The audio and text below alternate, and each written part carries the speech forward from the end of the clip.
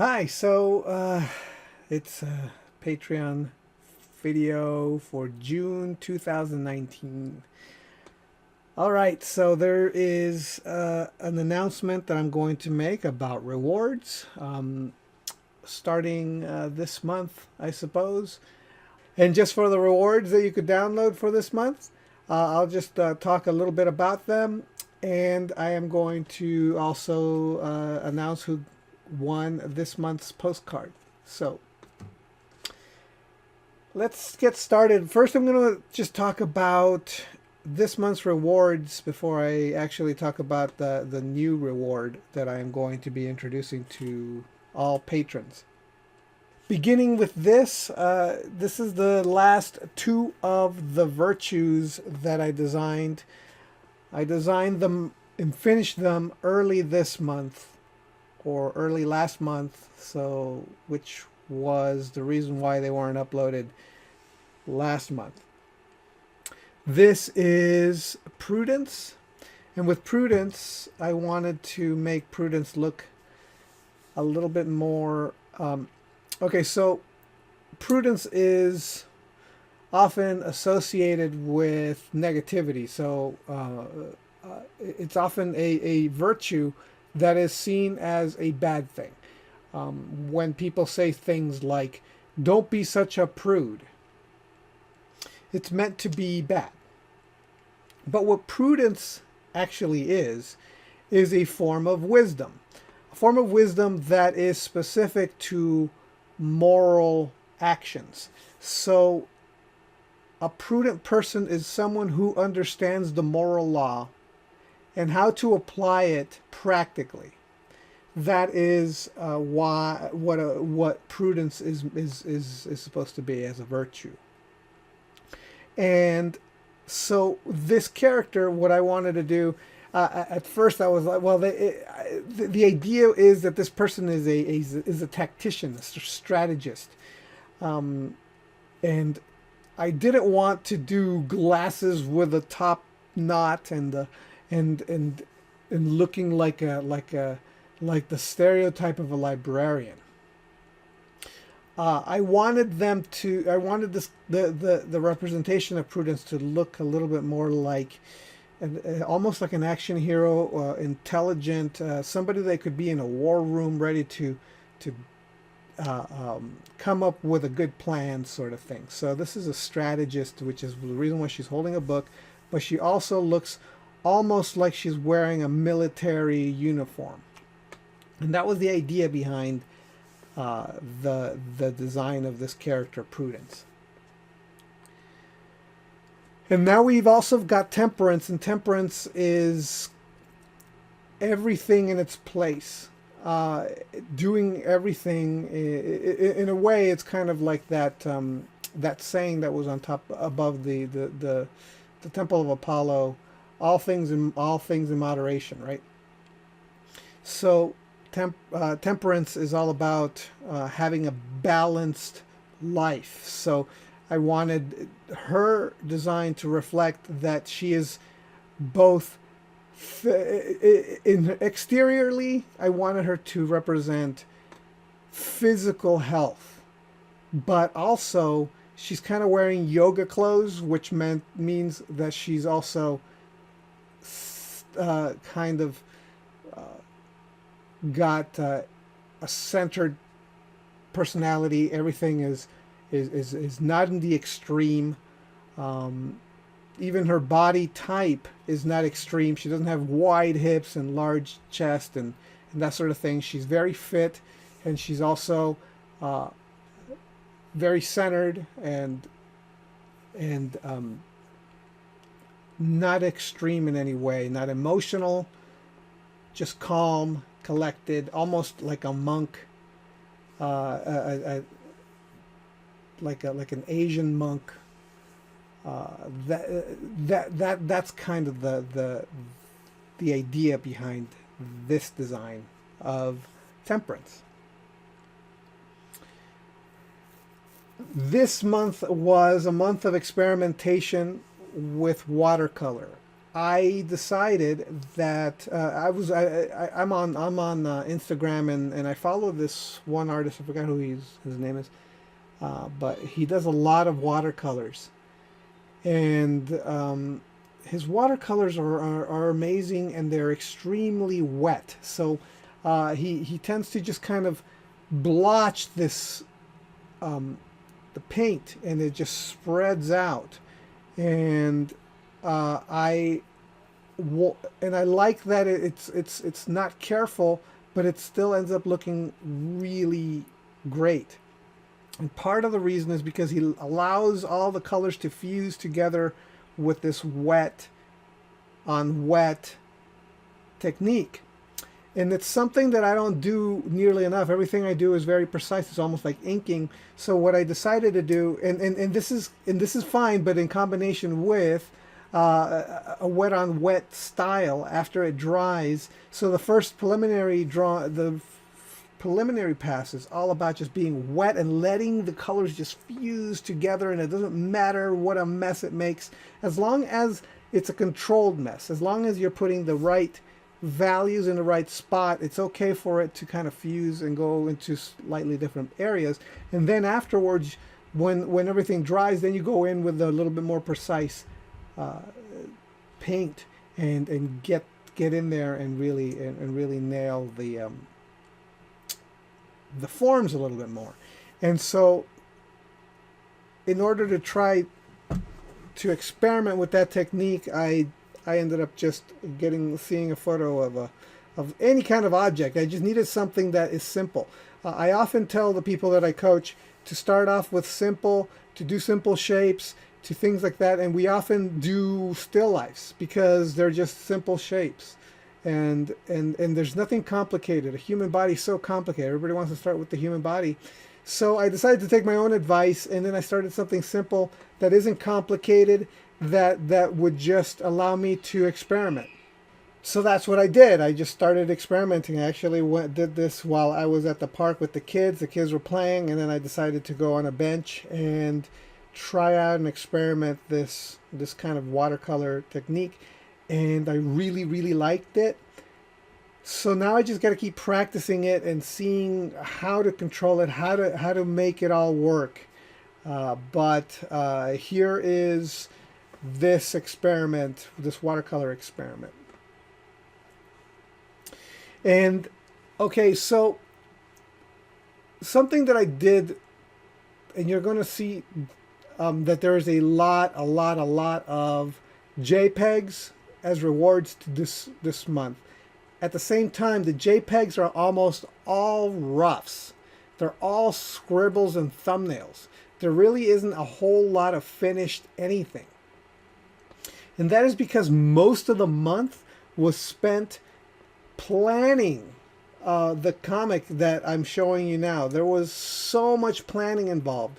This has been, hands down, one of the most difficult comic strips for me to thumbnail and rough out.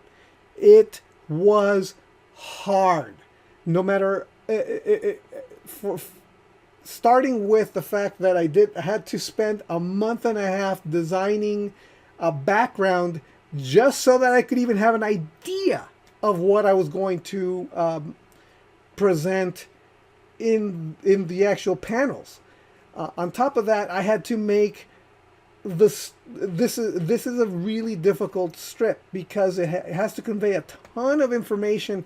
This is the very first time that I actually introduce everyone that is going to really be a major player in the story. It has to introduce the story, has to introduce a new environment, it has to bring everybody back to where we kind of started a little bit, and then move the story forward. It was an extremely complicated comic strip to design, and on top of that, it's got a lot of panels. It's something I was trying to avoid. It's got, I think, 14 panels, when the idea is to make it short, to not make it 14, to make it like around 5 or 6 panels long. This is 14 because there's so much information that needs to be conveyed. So, so here is the preliminary pencils of this comic. So it's a work in progress. I'm going to have to go in and color all of these things once I'm done, because this is the tight final line work. But the backgrounds are painted, obviously. So what I did was I repurposed a background I already had, and then I just put it in the back there. So that's why it looks already kind of finished, but it's still not. It needs a lot of work still. But repurposing backgrounds, man, it saves so much time. But there is a foreground element here in the front, so I still got to do this foreground element with all the characters here in the back. This panel, by the way, I ended up doing, and you're going to see this in the video of the making of this. I did this panel twice. The first one that I did, I almost went into final finish, and then I reread my comic. This is where this moment in time happens in Act 2, at the end of Act 2. And that means that and so what I forgot what exactly happened around the moment this happened. So when I went back, so I did a bunch of roughs. And I'll show them to you in a second. But I did so many roughs only to then go to the script and then read it and go, oh, this is what's happening.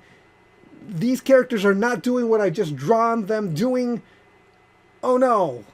And so I got to rework this first panel because it needs to make sense once we catch up to this moment in the story later on. So I had to rework what the characters were doing so that it'll make sense once I get to this spot in the story way later on. And then here I have, remember that the CG background that it took me a month and a half to do? Well, here it is. I'm finally using it. Right now the trickiest part as far as like working on at this moment is, how am I going to paint this? I don't know. I have the background, but I don't know exactly how I'm going to color it. I'm not sure how I'm going to paint it. I'm not sure yet.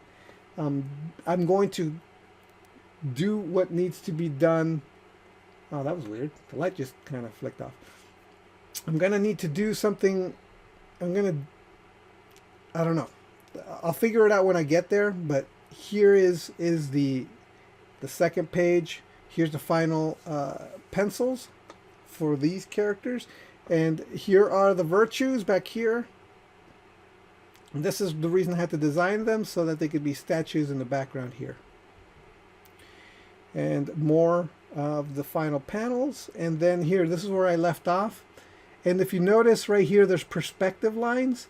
So you may wonder, why are there perspective lines in a drawing that you already have a CG background?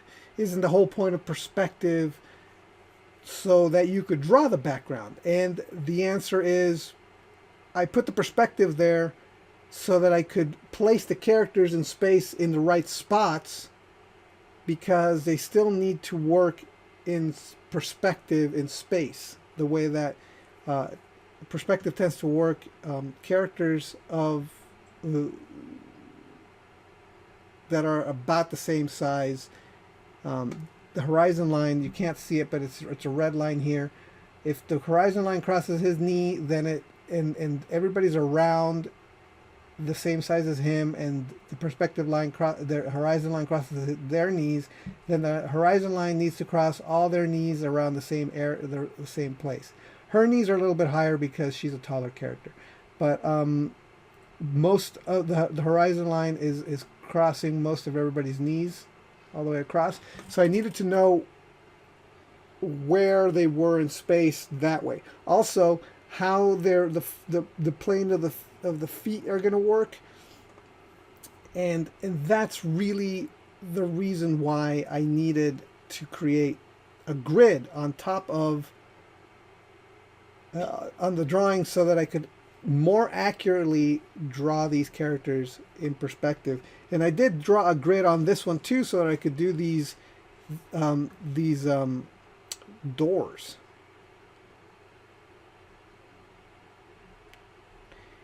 I don't know what that's doing there. Okay.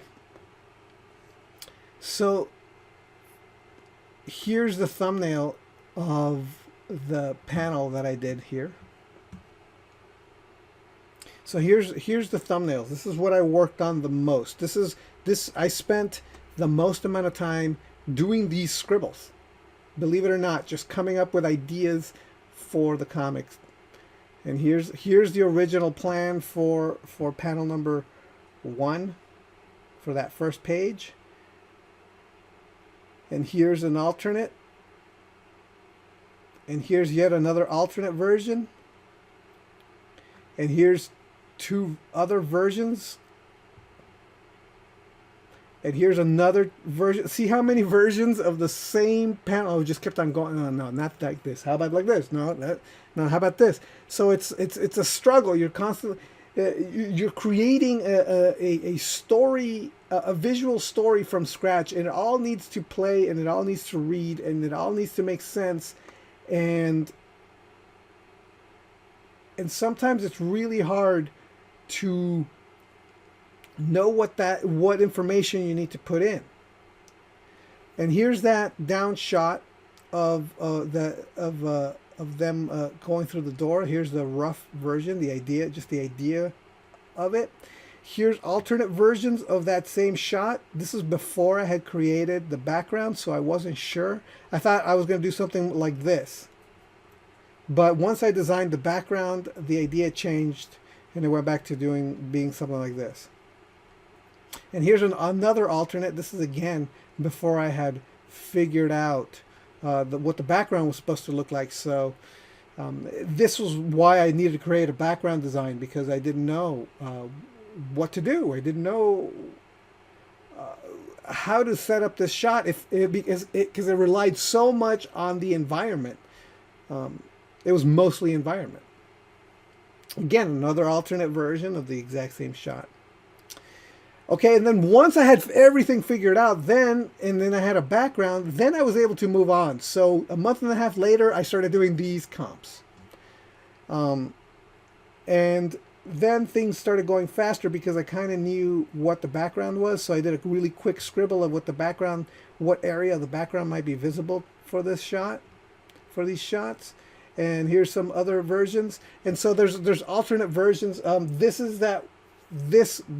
shot here is that same one that's over here, like this one over here. So and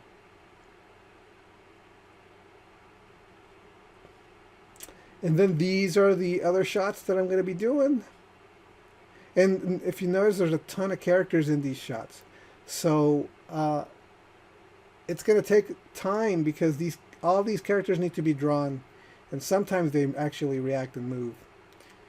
And so here's 2 alternate versions of another panel that's coming up, and an alternate version of again 2 more alternate versions.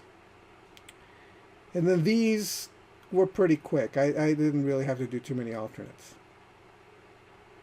Okay, so and then there's this month's postcard. So here we go. It's nothing too crazy. I mean, it's mostly back. And so this was done using that style, that the method that I did with the teacup, where it was really wet on wet, letting the colors fuse, that sort of thing, as much as possible. I had the background color fuse with the hair a little bit. I had these the gradients just come in and fuse with a bunch of other colors, and so yellows and reds and stuff were fusing, wet on wet. And then I came in afterward, and then I started picking. I started being a little bit tighter and tighter and tighter as I went. But at first, it was I allowed the watercolor to be watercolor and just kind of fuse. And so I might as well announce the winner of this postcard, and it is Shopping for Noobs. Shopping for Noobs. You won this month's postcard. So congratulations. I will be, I believe you may have won before a long time ago. So I'm going to make sure that I have your information, but congratulations. You've got this postcard. Let's move on. And then everybody on Patreon will, no matter what level you're at, you get this a copy of a digital copy of this postcard. And now we're back to this. So back to, and now let me announce the new reward that I am going to be doing for all patrons. So I'm always on the lookout. I'm always peeking and sneaking around and lurking on other artists' Patreons to see what kind of rewards they have and what they do. And I saw somebody who had a really clever, very cool reward, because I'm part of the thing that I kind of want to do is do more actual practical in the mail, send you stuff kind of rewards, but it's often very difficult, very tricky. I play a lot of I've gotten into mobile collector RPG type video games on my phone, but that isn't. And it's something that I've always had a thing for. Obviously, I collect comics. I collect. I like games like. I like trading card games like Magic, Yu-Gi-Oh. That where you open the pack and then you get stuff and new things and you're excited because it's just cardboard. But I love that. I collect hero clicks. I haven't done it in so long, but I love opening the pack and seeing the new hero click, the little figure, and I just love that stuff. And it's like, I would love to just be able to like make packs of artwork for people, and they open up and they get random packs. But not only is that too difficult, it would be too time consuming, and I can't produce that much work all the time, and I'm already working on my comic. So the second best thing so far that I had thought was, okay, maybe if I, do the giveaway. So I do a card and then I give away the actual physical card. Everybody gets a digital, but you get the physical, and it's kind of but it's still not, it's not quite the same, right? It's cool, but it's not quite the same. So then I'm like, I need something else, something that gives you that feeling of getting a collection. It's like going into those mobile games and opening it up and getting a reward for having logged in, and then you just get a character or an extra little bit of gold, or you get to summon a new character, or you get more XP or whatever it is, because you get the login reward. You do what I've seen a YouTuber call the red dot simulator, where there's like, you open the thing and there's a bunch of menus with a bunch of red dots, and you're just pressing all the red dots so that you can just not have red dots on your menus, and do the thing so that you don't have red dots. So, to that end, I decided that I wanted to copy this guy's Patreon reward, which was that once you hit a certain level or a certain amount of contribution to the patron, you get a reward. And this artist in particular said that once you get to a certain level of patron, you actually get a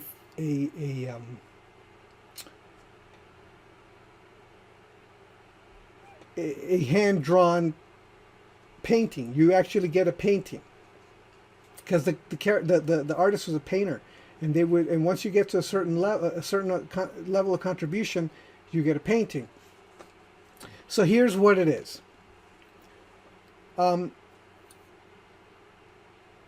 If you're a patron and you have contributed throughout your lifetime up to $200, you will get an original piece of art from me that I will create for you. And to make this easy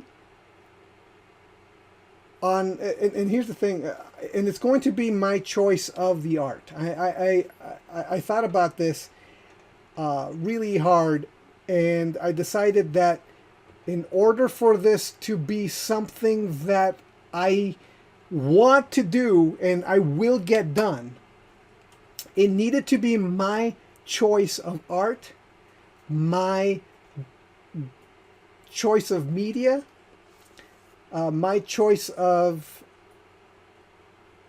subject.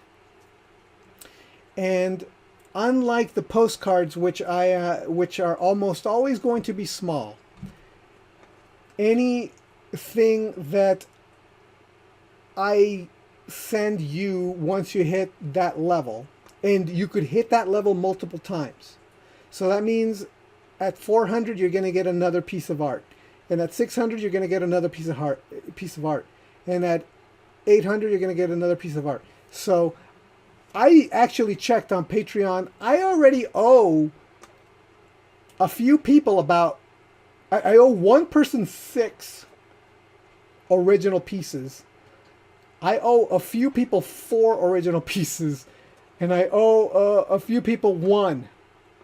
So it's going to be a lot of extra drawing for me. On the other hand, everybody's going to get a digital copy of all that stuff. But the final piece is going to be up to me, and it could be 1 or 2 pieces all at once. It could be a bunch of sketches, a full page of sketches. It could be a final rendered illustration. It could be a bunch of little illustrations all on one piece of paper. It's going to be, but it's not going to be digital. Well, that's the one thing. It's going to be a traditional physical piece of art. It's not going to be a digital piece of art. Now, it's possible that once that if I enjoy this or I like this, and I find it fine or good to do, that I may do another one where it's just going to be prints. So like once you reach 100, then you get a print. I'm not sure. Maybe the one wrench in all of this, besides the fact that I'm already doing a comic and it's going to I'm somehow going to have to make the time to move away and not do the comic in order to do these original pieces, and I have a lot, and I'm going to take my time on them. So I will contact everybody who I'm going to be sending original pieces to, and tell them that they were going to be getting some. The only caveat is that you at least stay a patron. So say that you no longer can afford the $5 level or the $10 or the $20 or whatever level you're at, go to 1 and stay at 1, so that you're still a patron. And then I will send you your piece, because the moment you stop being a patron, I'm not going to send you your piece, okay? Even if you hit that, because I have a few patrons who hit that level and then are not contributing anymore. for maybe financial reasons. So if those people come back, um, and if you're one of them and you come back a couple of months from now, please let me know so that I could go, oh yeah, yeah, I owe you a piece. So that's the new reward for all patrons. So that means that if you're following me for and you're contributing for $1, it's going to take you a lot longer to get an original piece from me. But in 100 months, in 200 months, you will get one. um, that's the new reward. Um, and like I said, I may do another. That's what I was going to say. But the real thing, the biggest kind of wrench in all of this is the mailing part. The mailing part. How do I package a piece? How much is it going to cost me? And to get the piece to you, if you are outside of the country. And that to me is the biggest kind of wrench in all of this. So there's going to be a lot of mistakes as I figure this out. So please bear with me as I try to figure out how to make it cost effective to be able to send you a piece of art and at the same time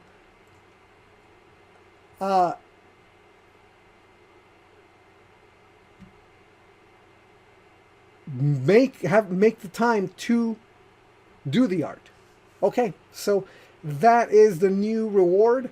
I'm going to have to type it up and put it on the Patreon description and the Patreon rewards tiers as a reward, and that you will get.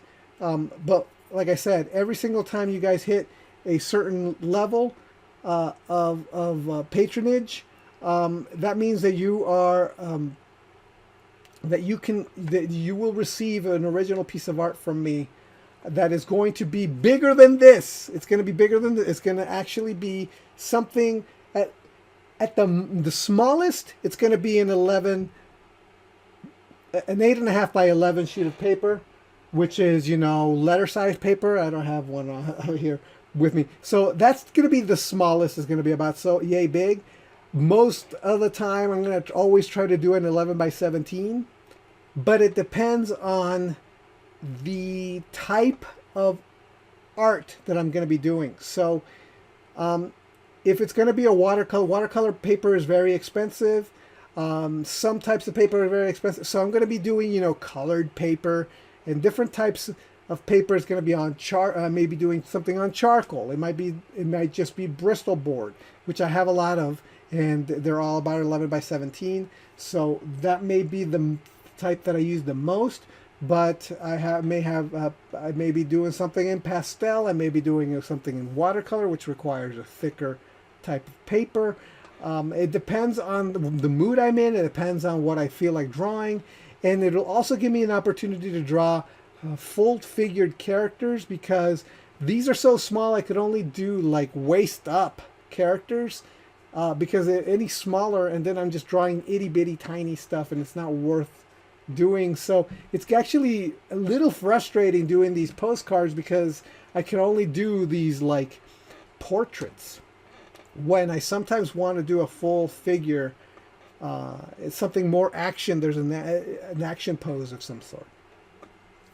Okay, so that's it from me. Thank you so much for watching. Thank you for being a patron. Hopefully this new reward, I could get going on it, and it'll be something fun for everybody, and it'll give you that feeling of getting opening a bunch of playing cards or something unique and fun.